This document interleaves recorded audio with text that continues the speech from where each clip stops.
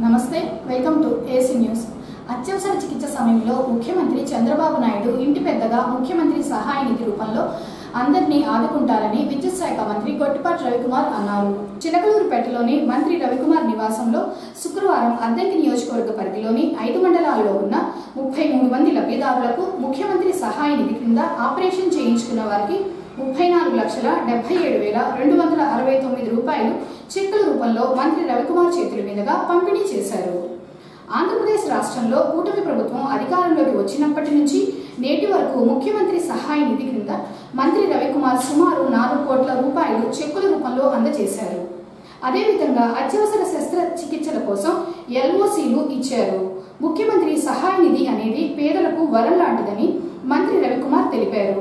రాష్ట్రంలో ఉన్న ప్రజలకు NTR వైద్య సేవ ద్వారా వైద్యశాలలో ఖర్చులు లేకుండా ఉచితంగా శస్త్రచికిత్సలు అందిస్తున్నారని, గత ప్రభుత్వంలో ఆరోగ్యశ్రీ పథకాన్ని నిర్వీర్యం చేశారని మంత్రి రవికుమార్ మండిపడ్డారు.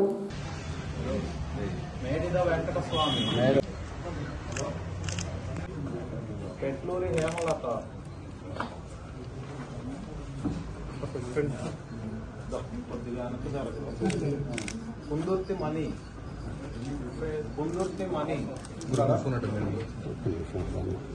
చల్లగొల్ల వెంకట్రావు మోదేపల్లి పాడు మిండ్యాల అంజలి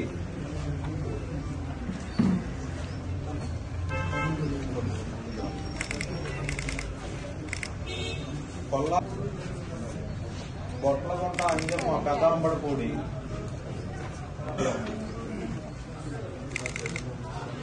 బండి మస్తాన్ కొనిదన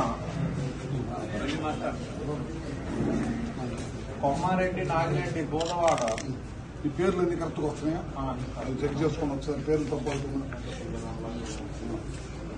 చూడండి. దొప్పలమూడి చిలకమ్మ మేదరమెట్ల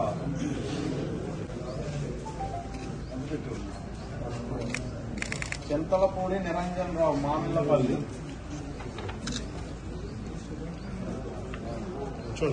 గంటా రంగారావు కామేపల్లి చెప్పున్నా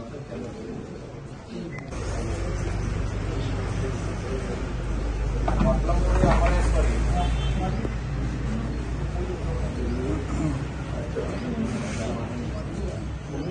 చూడండి.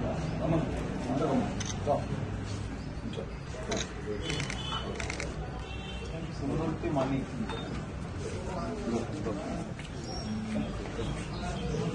చూడము.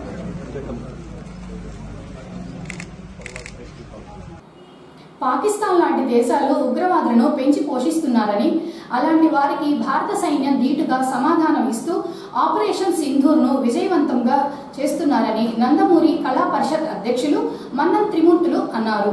అద్దంకి పట్టణంలోని స్థానిక బంగ్లా రోడ్లో ప్రజా సంఘాల ఆధ్వర్యంలో ఉగ్రమూకలు జరిపిన నరమేధానికి ఉగ్రవాదాన్ని పెంచి పోషిస్తున్న పాకిస్తానులకు ధీటైన జవాబు ఇస్తున్న భారత వీర సైనికులకు సంఘీభావంగా శుక్రవారం ఆపరేషన్ సింధూర్ జిందాబాద్ కార్యక్రమాన్ని నిర్వహించారు. ఈ సందర్భంగా త్రిమూర్తులు మాట్లాడుతూ ఉగ్రవాదులను పెంచి పోషిస్తున్న పాకిస్తాన్ లాంటి దేశాలకు భారత ప్రభుత్వం సరైన బుద్ధి చెబుతుందని, పాకిస్తాన్లో ఉగ్రవాదులు అనేది లేకుండా చేయాలని, ఉగ్రవాదులను అంతం చేసేందుకు ఆపరేషన్ సింధూర్ కొనసాగుతుందన్నారు. ఇండియన్ ఆర్మీ పోరాటం ఎంతో చక్కగా ఉందని, భారత వీర సైనికులకు సంఘీభావంగా నేడు దేశ ప్రజలందరూ మద్దతు తెలుపుతున్నారని త్రిమూర్తులు తెలియజేశారు. మన దృష్టాంతం కేంద్ర ప్రభుత్వం మోడీ గారి ద్వారా ప్రపంచాన్ని మేల్కొల్పుకునే పరిస్థితి ఏర్పడింది. ఎందుకంటే ఈరోజు కాశ్మీర్లో మనం చేసిన దుశ్చర్య వల్ల ఈరోజు భారతదేశం పెద్ద ఎత్తున ఆపరేషన్ సింధూర్ ఏర్పాటు చేసి దాని ద్వారా ఆ ముష్కరులను ఉగ్రవాదుల్ని తుదముట్టించే పరిస్థితి చేసింది. దీన్ని ప్రభుత్వాలు ప్రోత్సహించడం నిజంగా చాలా ఘోరమైన విషయం. పాకిస్తాన్ కానీ ఆఫ్ఘనిస్తాన్ కానీ ఇంకో దేశాలు ఏదైనా సరే ఉగ్రవాదులను ప్రోత్సహిస్తే వాళ్లే మనకు ప్రమాదం అవుతారు. ఈరోజు పాకిస్తాన్ ఏ పరిస్థితిలో పోతుంది?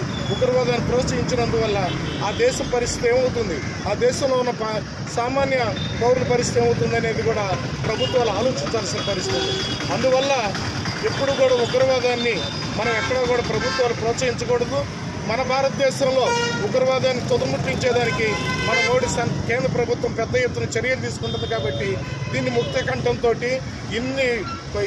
మన దేశంలో ఎన్నో పార్టీలు ఉండొచ్చు, ఎన్నో కులాలు ఉండొచ్చు, ఎన్నో మతాలు ఉండొచ్చు, కానీ ఉగ్రవాదాన్ని నిర్మూలించడంలో మాత్రం అందరం కూడా ఏక మాటతోటి కేంద్ర ప్రభుత్వాన్ని సపోర్ట్ చేసి ఈ విషయంలో మనందరం సంఘటితంగా ఉండాల్సిన సమయం చెప్పి ఈ సందర్భంగా వినియోగించుకుంటున్నాం. అటువైపు నుంచి మేము పాకిస్తాన్ కూడాను ప్రజలను కూడాను ఎంతో సురక్షితంగా ఉండాలని చెప్పి కేవలం ఉగ్రమూకల దాడిని మాత్రమే చేయడం జరుగుతుంది. కానీ ఈరోజు నిన్నటి రోజు అనవసరంగా కాల్పులు జరిపి సరిహద్దు ప్రాంతాల్లో ఉన్న గ్రామాల ప్రజలకి ప్రాణాన్ని కలిగించడం అంత ఉత్తమమైన పని కాదు అని చెప్తూనే మళ్ళీ మిమ్మల్ని వదిలిపెట్టడం అనేది మాత్రం అసాధ్యం. తప్పించుకుని ఎక్కడికి వెళ్ళలేరు. ఇది ఒక సైనికుడిగా నా తరపు నుంచి నేను నా ప్రజలందరికీ కూడాను సందేశాన్ని ఇస్తున్నాను. మనం ఎంచుకోవాల్సిన సమయం. మనమంటూ ప్రత్యేకంగా ఏం చేయకపోయినా సైనికులకి మన నైతిక మద్దతు అనేది తెలియజేయాల్సిన ఆవశ్యకత ఉంది. ఆ సందర్భాన్ని పురస్కరించుకుని మన త్రిమూర్తులు గారు అందరూ కలిసి, రామకృష్ణ గారు అందరూ కలిసి సైనికులకు మద్దతుగా, మన కోసం పోరాడుతున్నటువంటి వీర సైనికులకు మద్దతుగా ఈ కార్యక్రమాన్ని ఏర్పాటు చేయడం జరిగింది. చాలా మంచి కార్యక్రమం. మనం ఖచ్చితంగా 150 కోట్ల మంది ప్రజలు మన సైన్యానికి మద్దతుగా నిలవాలి. మన సైన్యం కూడా విరోచితంగా పోరాడుతోంది. త్వరలోనే మనం శుభవార్త వింటాం. ఇక భవిష్యత్తులో టెర్రరిజం ఆనవాళ్లు లేకుండా చేసే కార్యక్రమం జరుగుతోంది. ఖచ్చితంగా దానికి మనం అందరం మద్దతు తెలియజేద్దామని అందరికీ ధన్యవాదాలు తెలియజేస్తున్నాను. వారు ప్రకటించాం, మీ ఎక్కడ దాంకున్న బంకర్లా దాంకున్నా, ఎక్కడ దాంకున్నా సరే మీ పాకిస్తాన్ ఉనికిని భూస్థాపితం చేస్తాం. ఉగ్ర మోకలను పరిగెత్తించి వేటాడుతాం. ఇది భారత హెచ్చరిక.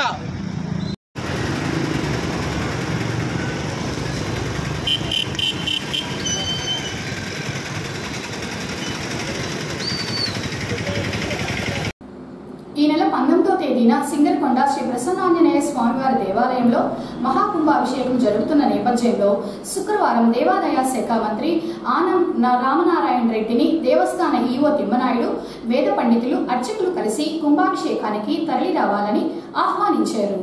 ముందుగా వేద మంత్రాలతో మంత్రిని వేద పండితులు, అర్చకులు ఆశీర్వదించి తీర్థ ప్రసాదములు అందజేసి ఆహ్వాన పత్రిక ఇచ్చారు.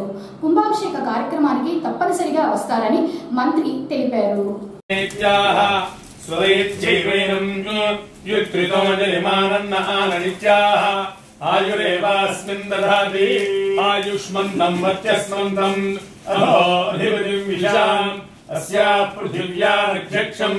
ఇమమింద్రవృషభంగృణో వివివేద్వాపయస్వదీం దేవానాంధేనుకం సుదుఘామనపస్ఫురంతి ఇంద్ర సోమం విమదు క్షేమో అస్తు నః. ప్రసన్నాంజనేయ స్వామి సంపూర్ణానుగ్రహ సిద్ధిరస్తు. రాజద్వారే రాజముఖే రాజగృహే సర్వదా దిగ్విజయ సిద్ధిరస్తు. సమస్త సన్మంగళాని భవంతు. ప్రసన్నాంజనేయ స్వామి.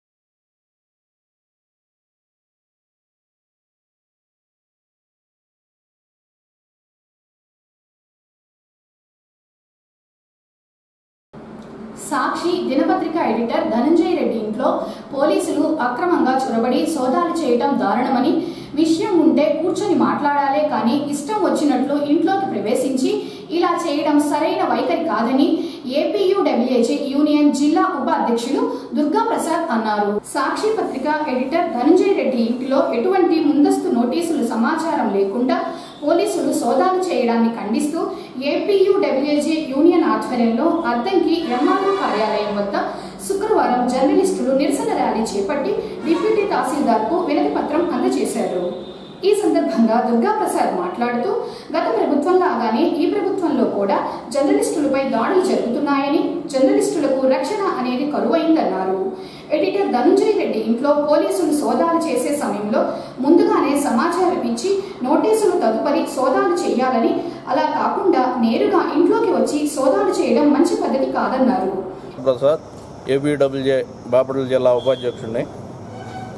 ఈ సాక్షి పత్రిక ఎడిటర్ ధనుంజయ రెడ్డి గారి మీద అక్రమ కేసులు బనాయించడంతో పాటు తన ఇంటి మీద ఎటువంటి సమాచారం ఇవ్వకుండా సోదాలు నిర్వహించడం అనేది తీవ్రంగా ఖండిస్తున్నాం. ఏబీడబ్ల్యూజే తరఫున మేము తీవ్రంగా ఖండిస్తున్నాం.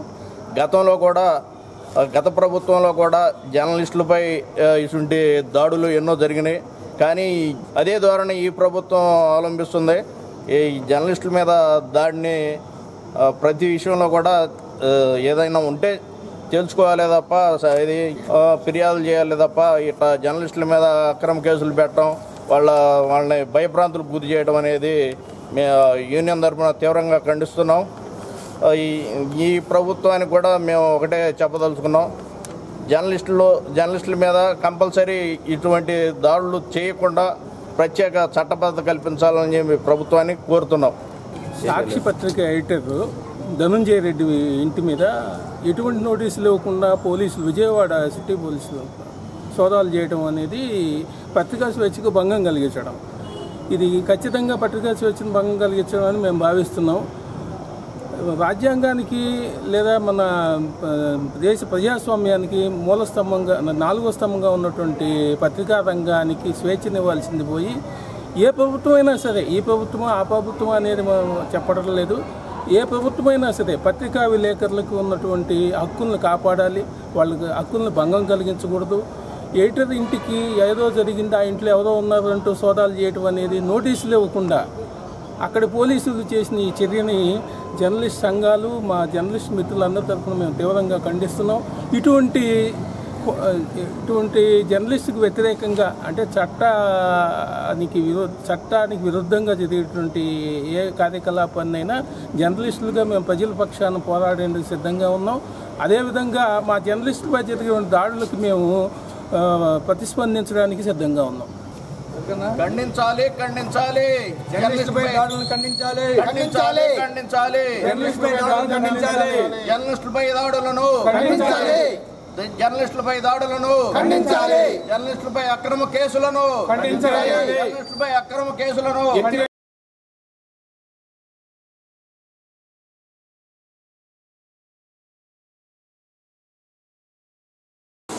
నా ఫోటో జర్నలిస్ట్ యూనియన్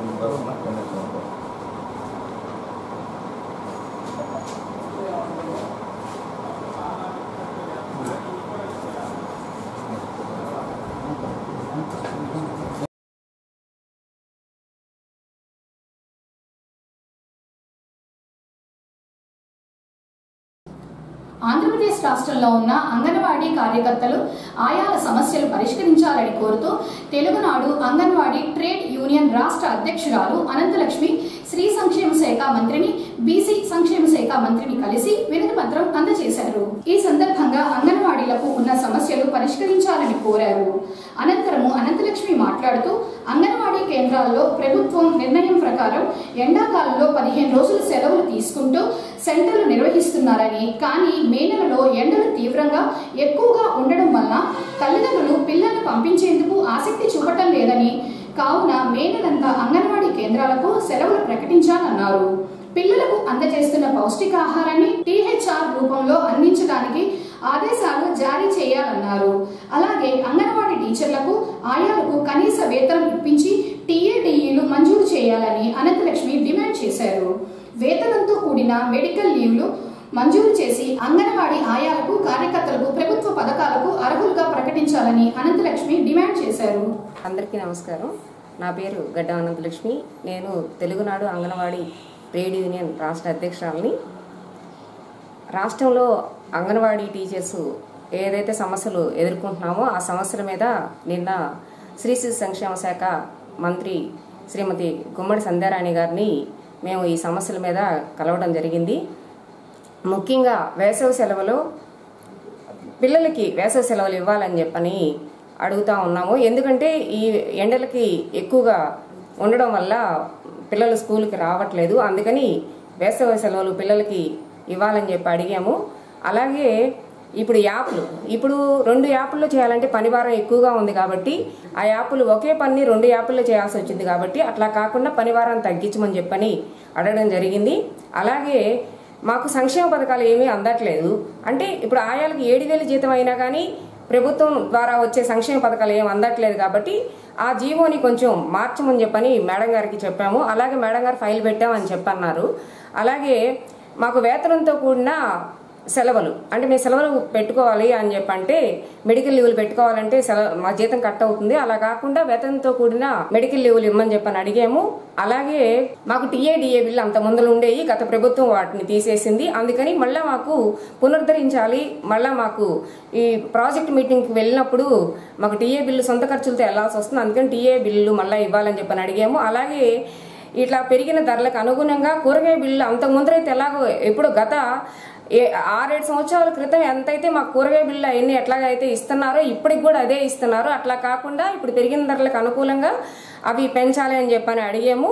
అలాగే మాకు సంబంధించి మినీ అంగన్వాడీలు ఉన్నారు. మా రాష్ట్రంలో ఉన్న మినీ అంగన్వాడీలని మెయిన్ అంగన్వాడీలుగా అప్గ్రేడ్ చేయాలి అని చెప్పని అడిగాము.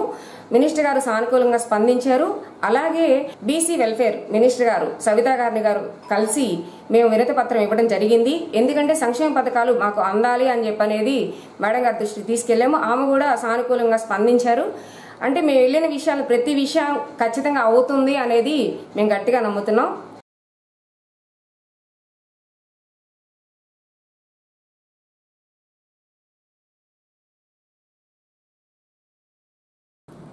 అద్దంకి పురపాలక సంఘ పరిధిలో ఉన్న ప్రజలందరికీ స్వచ్ఛమైన త్రాగునీరు సరఫరా చేయడమే వారి లక్ష్యమని అద్దంకి పురపాలక సంఘ కమిషనర్ రవీంద్ర తెలిపారు. అద్దంకి రామ్నగర్ ట్యాంకు ద్వారా సరఫరా అయ్యే త్రాగునీరు రంగు మారడంతో శుక్రవారం కమిషనర్ రవీంద్ర దగ్గర ఉండి గుండ్లకమ్మ నది వద్ద ఉన్న పైప్ లైన్ నందు పంపింగ్ చేయించి నీరు అంతా బయటికి పంపించారు. పైప్ లైన్ లో మట్టి చేరుకోవడం వల్ల నీరు కాస్త రంగు మారిందని, అంతేకాని ఎక్కడ ఎటువంటి లోపాలు లేవు అని కమిషనర్ చెప్పారు. రంగు మారిన నీళ్లను చూసి ప్రజలు భయాందోళనకు గురి కావాల్సిన అవసరం లేదన్నారు. అద్దంకి పురపాలక సంఘ పరిధిలోని వార్డుల్లో త్రాగునీరు సక్రమంగా రాకపోయినా రంగు మారిన నీరు వస్తున్నా తక్షణమే వారి దృష్టికి తీసుకురావాలని ప్రజలకు కమిషనర్ రవీంద్ర విజ్ఞప్తి చేశారు.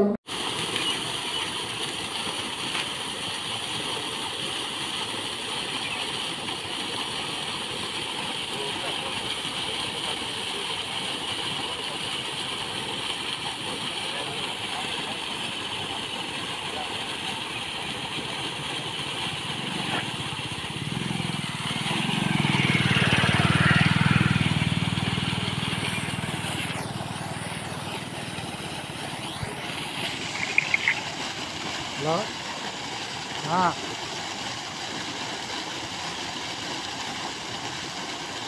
ఆయన ఫోన్ చేసి ఫోన్ తీసి సీన్ కడగరా నీకు అర్జెంట్ నాకు ఇప్పుడు మేము అడిగా మొహాలో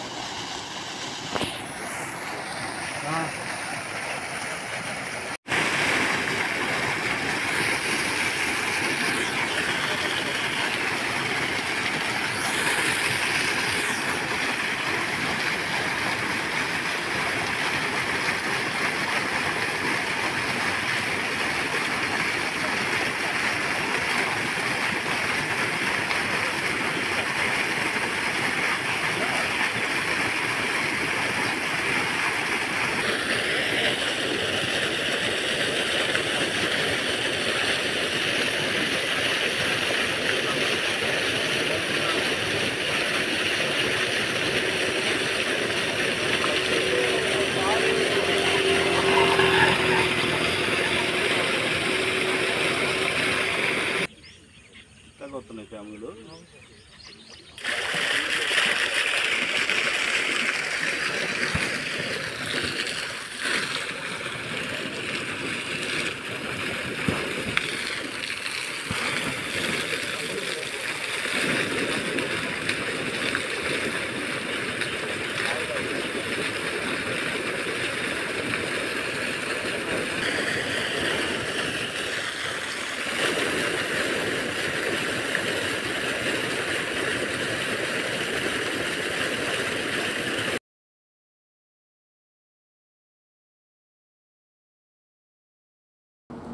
అద్దంకి పట్టణంలోని స్థానిక భవితా విద్యావనుల కేంద్రంలో శుక్రవారం ముగ్గురికి టీచింగ్ లెర్నింగ్ మెటీరియల్ కిట్లను అద్దంకి మండల విద్యాశాఖ అధికారి సుధాకర్ చేతుల మీదుగా విద్యార్థులకు అందజేశారు.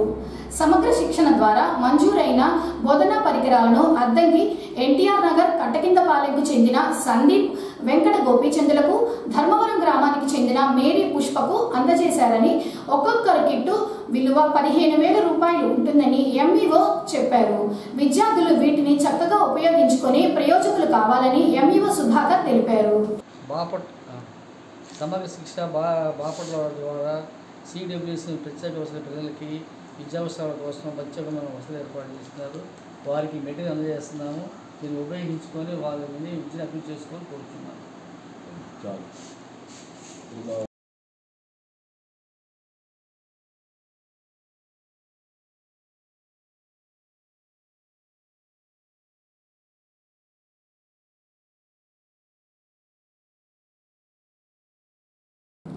ఏఎస్ఎన్ న్యూస్ ఇంతటితో సమాప్తం. నమస్కారం.